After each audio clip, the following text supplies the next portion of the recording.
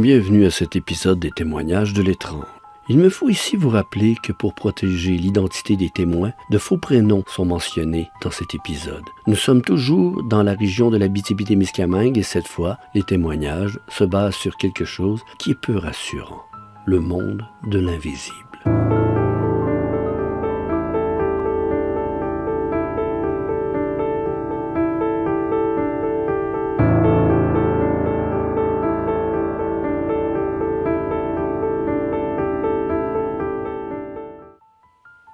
Qu'est-ce qui nous fait souvent frissonner?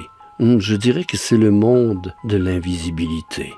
Ne pas voir ce qui nous entoure, c'est comme être aveugle, les yeux ouverts. Voici quelques faits étranges qui m'ont été racontés.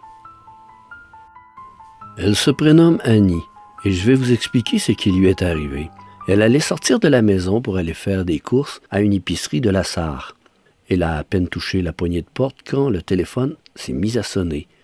Sur un soupir de découragement, Annie a fait demi-tour et répondit au téléphone.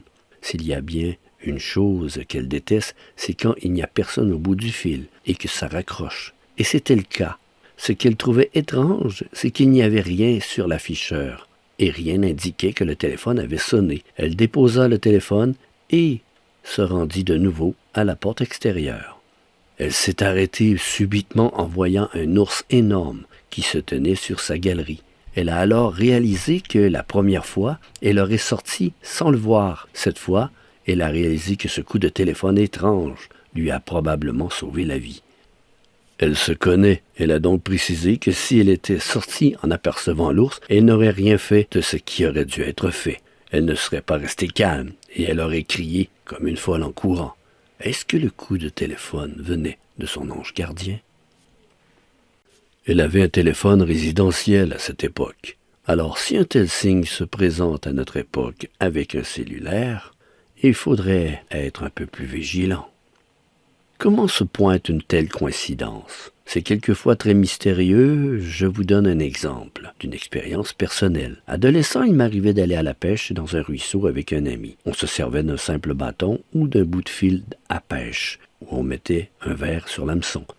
J'avais attrapé une énorme truite que j'ai sortie de l'eau, mais je l'ai aussitôt échappée.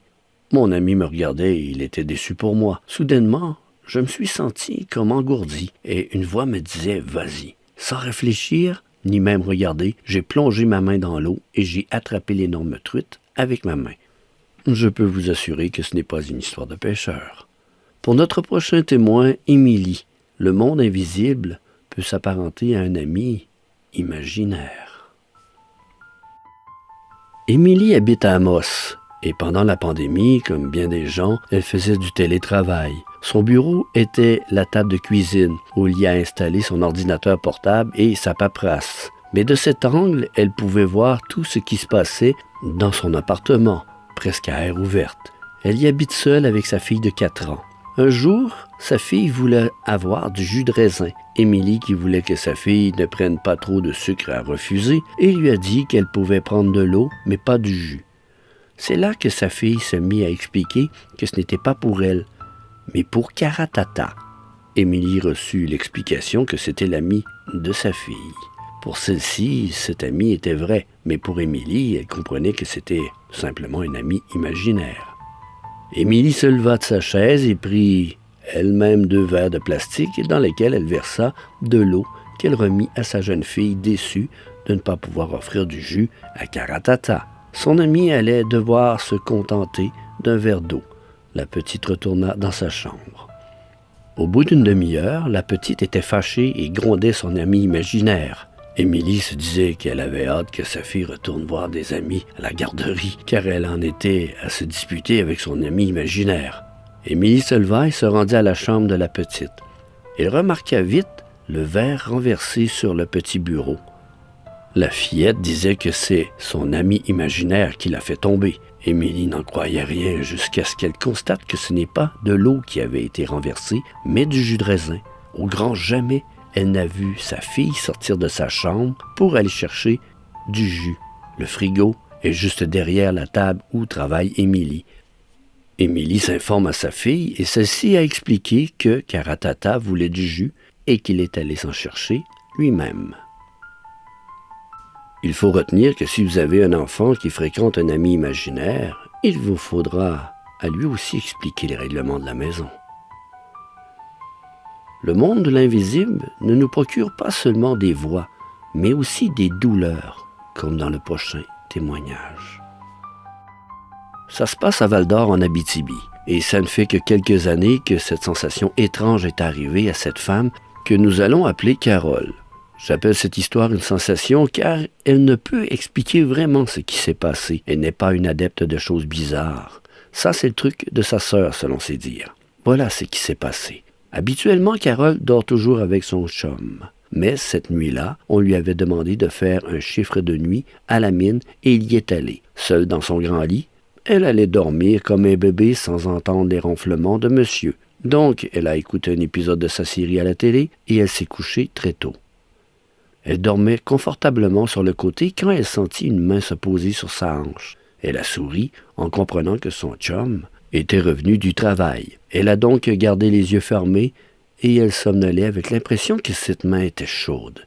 Elle ne peut pas dire combien de temps ça a duré, mais ça chauffait de plus en plus pour alors se réveiller.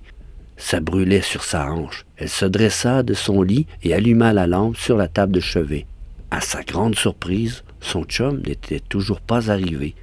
Elle leva son chemisier pour constater une énorme rougeur à la hauteur de sa hanche. Elle avait beau réfléchir, et elle n'a jamais compris ce qui l'avait brûlé comme ça. C'était une bonne brûlure, comme si elle avait déposé un fer à repasser sur sa hanche. Ce qui lui a fait le plus peur, c'est qu'elle a vraiment senti une personne s'étendre derrière elle cette nuit-là. Elle ignore ce que c'est, mais chose certaine, ça a posé une main sur elle. Là, je dois avouer que ça devient inquiétant. Cette fois, ce n'était pas une voix, une sensation, mais une douleur réelle. Chose certaine, dans notre prochain témoignage, dans la prochaine émission, bien entendu, on aura un témoignage douloureux dans tous les sens. À la prochaine.